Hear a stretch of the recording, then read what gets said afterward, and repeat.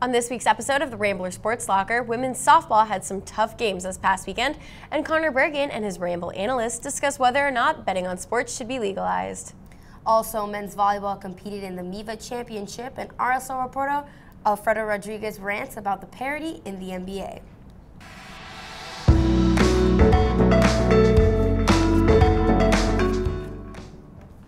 Welcome back to this week's episode of the Rambler Sports Locker. I'm Annalise Ockenfels.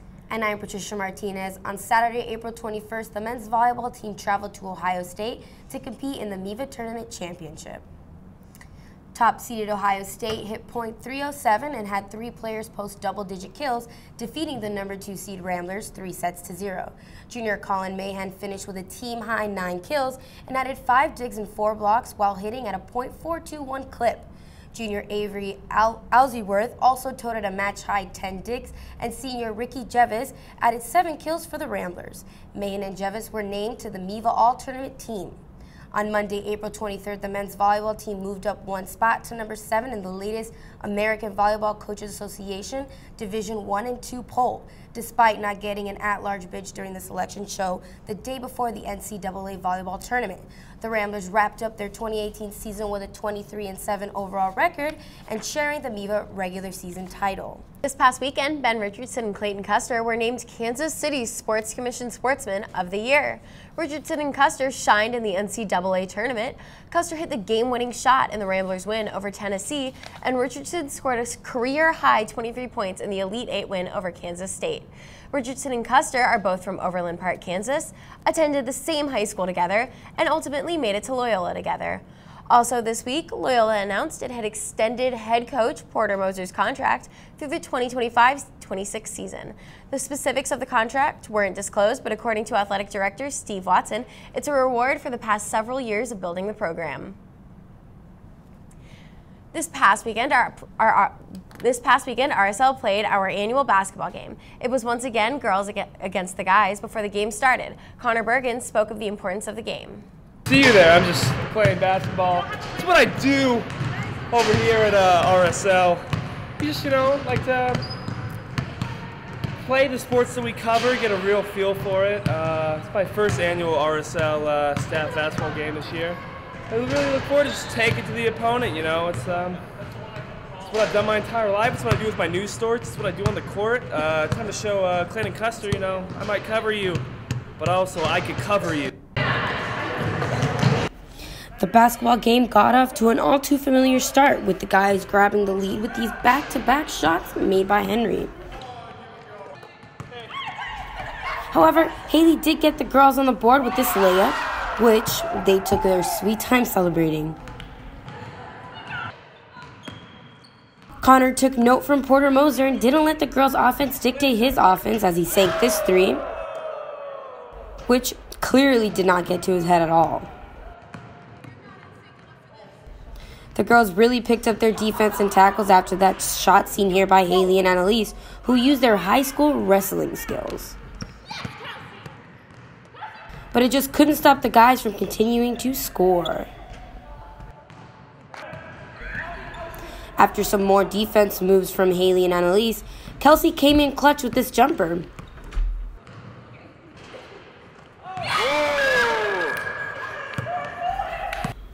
Connor answered by continuing his run for MVP with another 3. While Annalise and Haley continued the creative defense with some kicking and tackling.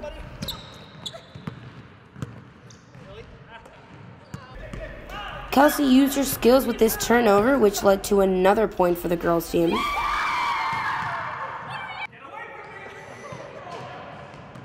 Now, while the girls continue to defend, the guys continue to score. Here, Blaze has a nice drive up to the cup.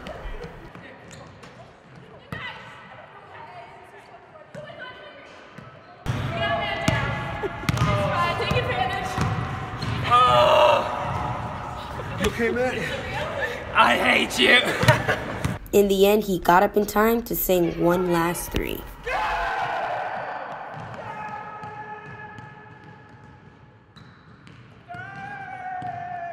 The guys ultimately won the game with a final score of 21-12. I would just like to say that we won our double last We did it! We're number one! Okay. You know the girls didn't win, but 12 is certainly up from their 5 points last year.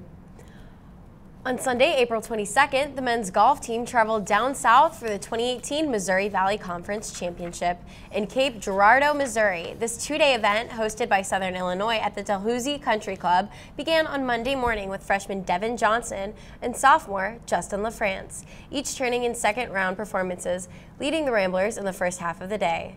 The team wrapped up the first day of the championship, posting a 36-hole tally of 634, placing them in eighth. On the last day of the championship, the Ramblers turned in a final round 316, finishing in eighth at 950 strokes. LaFrance brought in a team-high 13 putts for par en route to a 4-over par 76 and closed the play with 232 strokes. Freshman Devin Johnson finished with a 79, matching LaFrance at 232. Both players tied for 21st on the individual leaderboard. Freshman Tyler Anderson recorded a 253 with 77 strokes, placing him in 44th, while junior Orion Yamad and sophomore Nick Weldon both finished in a tie for 41st at 247. This concludes the Ramblers' 2017-18 season and are set to be back next fall season in September. Our only senior staff member at RSL, Alfredo Rodriguez, rants about the NBA playoffs. Good evening, I am Alfredo Rodriguez, and today we're going to discuss what makes this NBA season so special, as it has been arguably the most competitive in the last 20 years.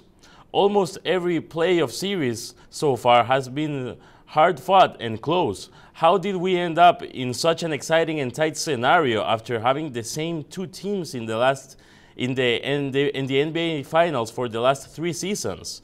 Probably the biggest factor is that the free agents in the NBA have been granted more freedom, and therefore teams are having a harder time in keeping great rosters year to year.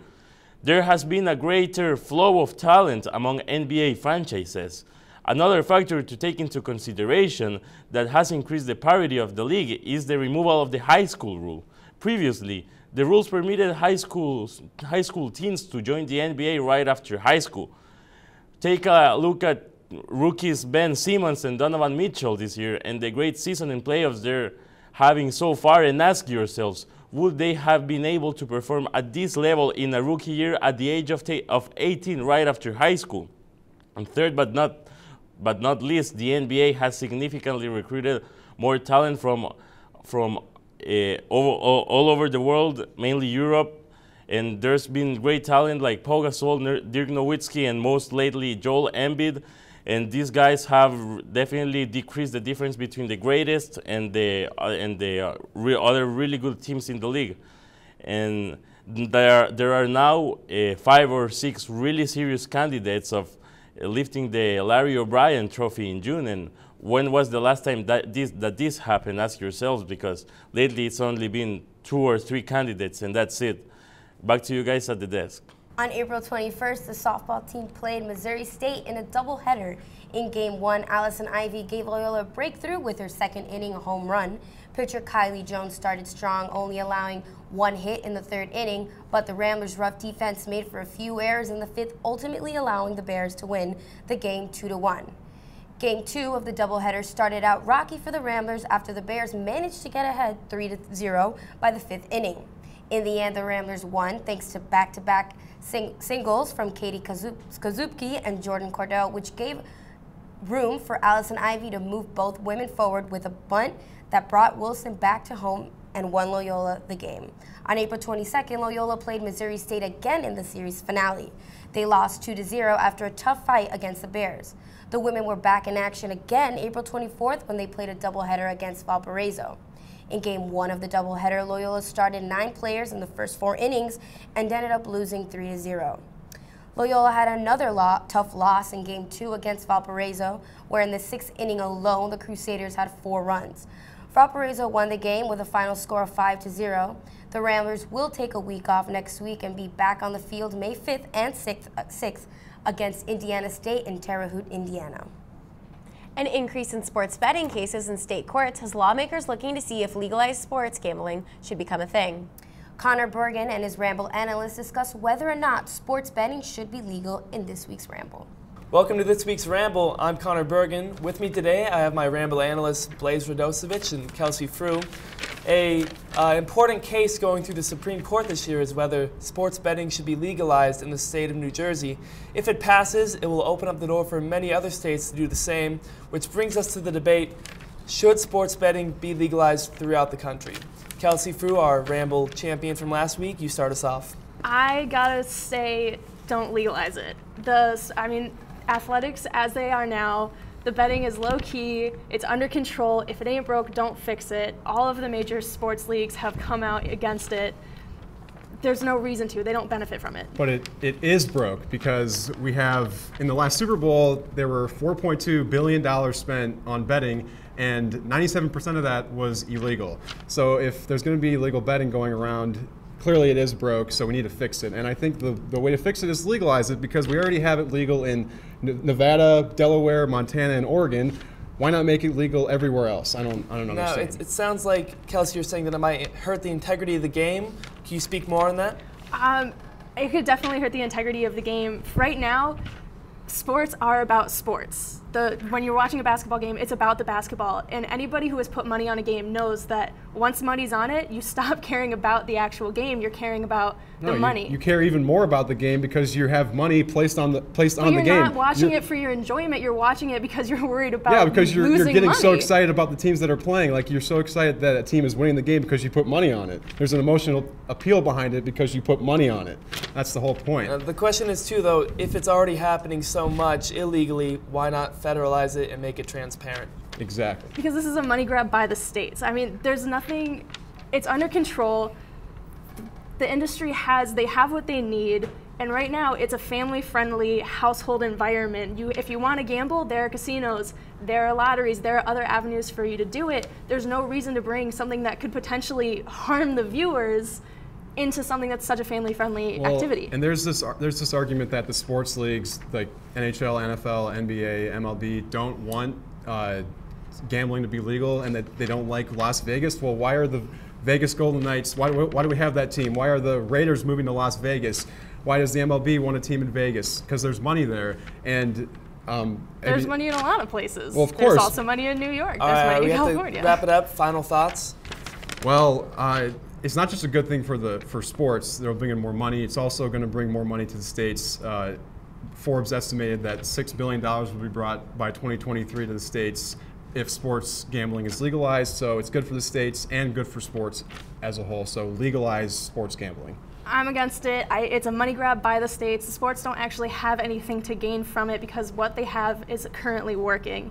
So I'd say let the system roll as it is and let the states stay out of it. Let the sports be sports. Okay, I think I'm going to have to go with Blaze in this argument.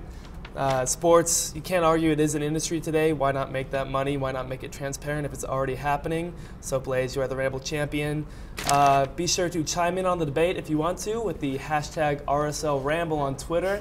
Back to you at the desk. Thanks, Connor, but I'd have to agree with Kelsey. I think that sports betting should not be legalized. And I'd have to agree with you as well. Last week, the men's and women's track and field teams had themselves quite the weekend when they traveled to California for 3 different invitationals. The Ramblers started off their stretch of meets last Thursday on April 19th in Azusa, California for the Brian Clay Invitational. Redshirt junior Lindsey Brewis turned in a personal best in the 5,000-meter run, earning herself a spot in next month's NCAA West Regional chart and unofficially ranking her 13th. The Ramblers' personal best continued during the day with sophomore Michael Edwards placing a personal best time of 48.25 seconds in the 400-meter dash. Senior Casey Block placed 3rd all-time for Loyola in the 1,005-meter run, recording a near 3-second personal best with a time of 4 minutes and 64 seconds. On the same day, the men's and women's track team also competed in the Mount SAC Relays out in Torrance, California. On the men's team, sophomore Riley Demoliere turned in a personal best in the 3,000-meter steeplechase, finishing 19th with a time of 9 minutes and 19 seconds, the 8th fastest time in school history. On Saturday, April 21st, the Ramblers closed the weekend in Long Beach, California for the Beach Invitational. The Ramblers finish off strong with 800-meter run duo senior Casey Block and junior Kevin White both finishing with season highs. Black came in at 2 minutes and 92 seconds, while white tied for second in the MVC leaderboard at 1 minute and 61 seconds. The Ramblers will be back on Tuesday when they travel to Romeoville, Illinois for the Lewis Twilight. We're here to learn at RSL, so understandably we make a lot of mistakes. Here are a collection of some of them in this semester's bloopers. Doyle appeared in his first NBA. Yeah, I lost my spot.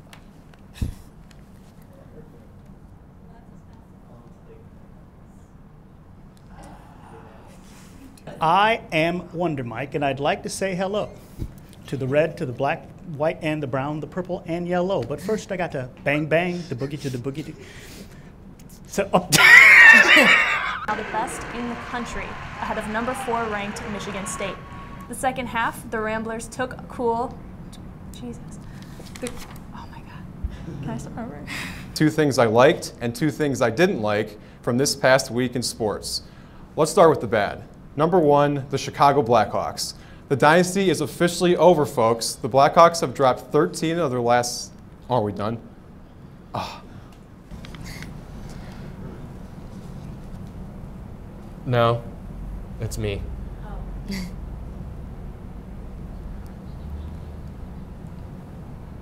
Haley's gonna murder you. You put the wrong camera on the script, apparently. No. Mike Krzyzewski.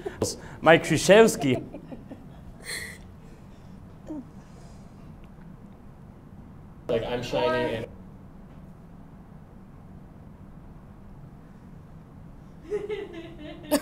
Garrett Zolg have 43 assists. The loss to Ohio State cost Loyola their number 6 ranking in the American Volleyball Coaches Association poll, which they had held for 5 weeks. They are now ranked number 8 and will close out their regular season this Saturday, April 7th, with a match against Quincy. Loyola will be playing for a chance to clinch at least a share of the MIVA volleyball title. I held it the whole time. The men's volleyball team. Oh, sorry. And I'm Connor Bergen. Loyola men's volleyball was in action Thursday, April 5th, as the team took on Lindenwood in St. Louis. Junior Colin Mahan. I did it again! I said "fa," I did not say it. Yeah, I'm not looking at the right camera. Inez. And I'm Connor Bergen. Loyola men's volleyball. Is that one? Starting on 2 and then go 3. You're fine, start again. Okay. Okay. Southern University and Houston Baptist University on February 16th. The men's basketball team is flying through the MVC and has its best shot at an NCAA tournament. Oh, we don't want that on my face? Get ready. Get ready, St. Louis, because I know we are. What's up, Connor? Hey, do you want to be approached right now? No. These sunglasses are my I don't wish to have a conversation. Please don't approach me look.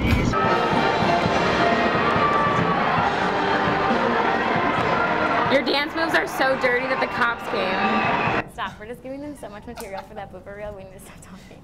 For our full episodes and the chance to get in on the conversation, follow and like our social media handles for an up-to-date look at all things Rambler Sports. Thanks for joining us tonight. I'm Annalise Ockenfels. And I'm Patricia Martinez. Check back next semester for another episode of the Rambler Sports Locker. And as always, don't forget to turn out the lights.